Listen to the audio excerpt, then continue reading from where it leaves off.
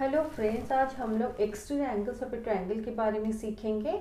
मान लीजिए ये ट्रायंगल हमारा ए बी सी है और हम लोग बी सी साइड को थोड़ा एक्सटेंड कर लेते हैं और एक्सटेंशन करने के बाद यहाँ पर अगर एक पॉइंट एक्स लेते हैं तो ये जो एंगल है एंगल ए सी एक्स, उसको एक्सट्रीम एंगल कहा जाता है। तो ये हमारा extreme angle of triangle A B C है। इसके साथ ये जो एंगल है एंगल ए सी बी, उसको interior adjacent angle at vertex C कहा जाएगा।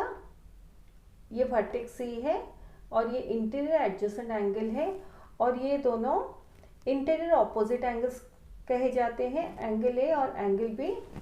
तो इन रियल लाइफ हम लोग इतने टर्म्स यूज़ नहीं करते, बस इसको इंटीरियर एडजेसेंट एंगल बोलते हैं और ये दो एंगल्स को इंटीरियर ऑपोजिट एंगल्स बोलते हैं और इसको एक्सटीरियर एंगल कहते हैं। इसको exterior angle of triangle ABC at point C कहते हैं हम लोग। तो इस फिगर को देखिए, यहाँ पर एट वर्टेक्स ए ये जो एंगल है ये हमारा एक्सटीरियर एंगल है। तो इस केस में एक्सटीरियर एंगल एट वर्टेक्स ए हमारा बी ए वाई एंगल है। इंटीरियर एडजेसेंट एंगल एट ए हमारा एंगल बी ए सी है। आप लोग जब एंगल की नेमिंग करते हैं हमेशा ध्यान रखिए कि जिस एंगल की नेमिंग करते हैं वो एंगल हमेशा मिडिल में होना चाहिए। जैसे एंगल बी ए सी अगर आप लिखेंगे तो ए एंगल की नेमिंग कर रहे हैं जो कि एक इंटीरियर एडजेसेंट एंगल है, तो ए हमेशा मिडिल में होना चाहिए। आप चाहें तो इसको एंगल सी ए बी भी नेमिंग कर सकते हैं। Interior opposite angles of angle B A Y, तो एंगल बी ए वाई मतलब ये एंगल के interior opposite angles angle C और एंगल बी या एंगल बी और एंगल सी है। ऐसे इस केस में देखिए exterior angle at vertex B ये हमारा है एंगल सी बी जेड, ये है ये angle. Interior adjacent angle at B ये एंगल है एंगल सी बी ए या angle B angle C B A या एंगल ए बी सी। तो बी हमेशा मिडिल में होना चाहिए ऐसे। नेक्स्ट है interior opposite angles of angle C B Z. तो एंगल सी बी जेड हमारा एक्सटीरियर एंगल है, इसके interior opposite angle angle A और एंगल सी है। अभी वर्कशीट 3 करेंगे।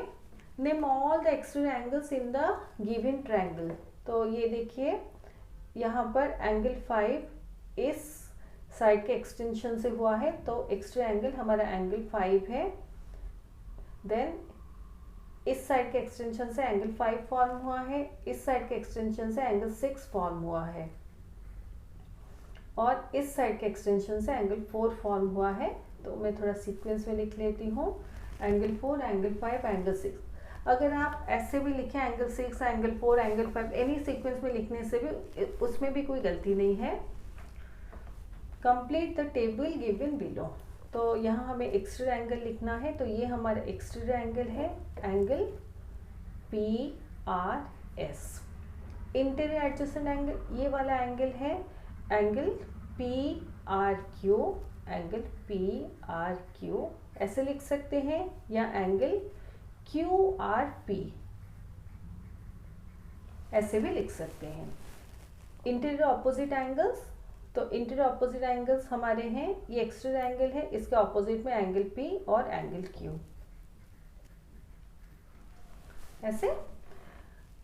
इस केस में एक्सटीरियर एंगल देखिए इस साइड के एक्सटेंशन से ये एक्सटीरियर एंगल है, तो ये एंगल हमारा वाई जेड वी है, Y Z V.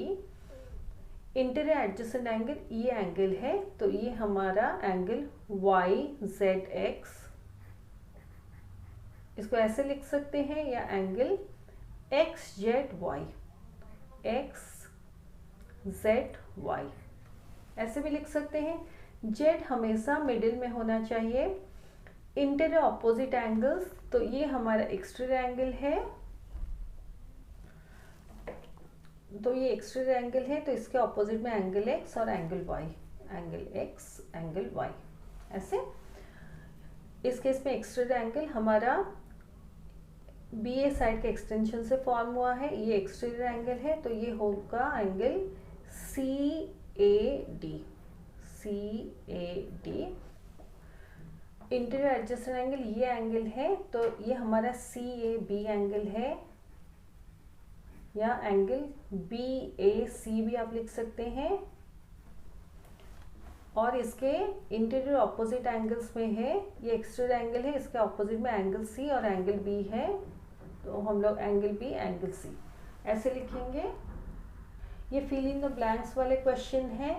Interior opposite angles corresponding to the exterior angle 5 are, तो ये देखिए एंगल 5 है, तो इसके इंटीरियर ऑपोजिट है एंगल 2 और एंगल 3, तो इसका आंसर होगा angle 2 and angle 3। Interior adjacent angle corresponding to angle 6, तो ये देखिए एंगल 6 है, तो इसके एडजेसेंट में एंगल 2 है इंटीरियर में, तो इसका आंसर होगा angle 2। The exterior angle at the vertex R is, तो ये वर्टेक्स आर है, यहाँ पर एक्सट्रूड एंगल एंगल 4 है, तो इसका आंसर होगा एंगल 4। नेक्स्ट है the interior opposite angles corresponding to exterior angle 6 are, तो ये एंगल 6 है, इसके इंटीरियर ऑपोजिट में एंगल 1 और एंगल 3 है, angle 1 and angle 3। Interior adjacent angle corresponding to the exterior angle at vertex P is, तो vertex P ये है, वर्टेक्स पी पर ये हमारा एक्सटीरियर एंगल है, इसके साथ इंटीरियर एडजेसेंट एंगल हमारा एंगल 1 है,